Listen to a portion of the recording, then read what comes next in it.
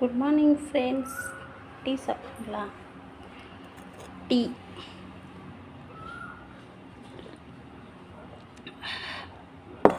என் உயிர் நண்பன் இவன் இல்லைனா உயிர் நண்பன், உயிர் உயிர் உயிர். இந்த டீயில் மேரிகோல்டு பிஸ்கெட்,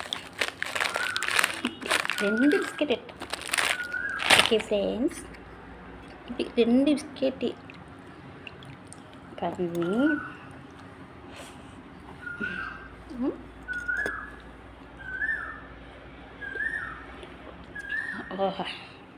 டீயில் இந்த பிஸ்கெட் தோச்சு தூங்கி ஏறிச்சோம்.